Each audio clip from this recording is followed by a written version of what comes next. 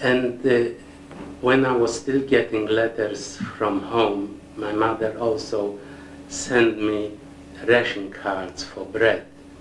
And this I could still manage to swap them over in shops to get bread, because you couldn't buy without the ration cards.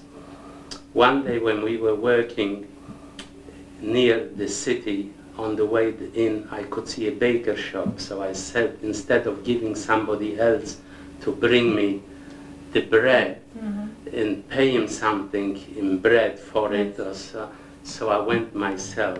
As I was in the shop, I was afraid that he recognized me being a Jew. I held my head down, and he bent down like that and looked at me.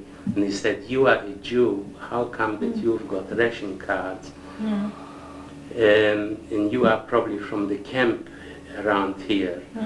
And I went white in my face and started to shake, because I knew what is going to become if he hands me over to the Gestapo.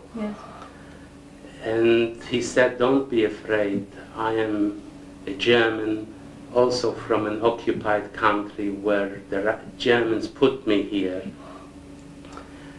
and I have to stay here because they put me. And as I'm a very heavy smoker, I need some tobacco which I can't get. If you can bring me tobacco from the camp, I will give you bread for it." And I made a deal with him.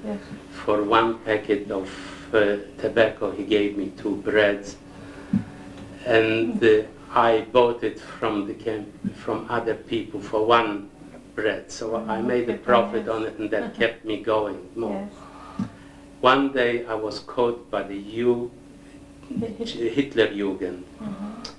And as they were taking me to the Gestapo. How many of them? Oh, there were about 6 or 7. Really? And as they were taking me to the Gestapo, I managed to run into a great big housing estate. And I ran up about 5 stories up in the attic. And first of all, I wanted to get rid of all evidence that I had with me, not to have to, if they catch me, not to put anybody else in instead. As I left it there, on the way down, there were a couple, because there were 2 exits, some were divided up. So there were 2 of them, and I fought them off, and I managed to knock them down.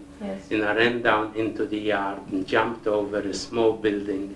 And as I landed in the other backyard, I realized it was the police station. Oh no!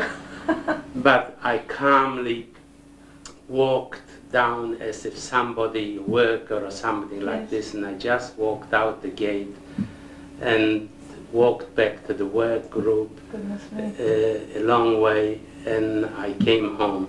And then Chaim, which was, I mentioned, he was my future brother-in-law, said, "That's the end, Leon, you're not going anymore." No.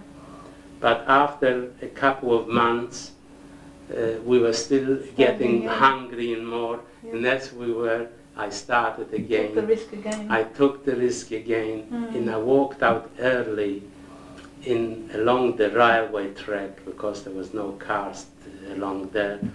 And I managed to go up to the same place where I left the ration cards. How did you? Into the house? Into the house, and I got it back, and I got it. Anyhow, the bread must have been stale by then. Yeah, it didn't matter. It didn't matter.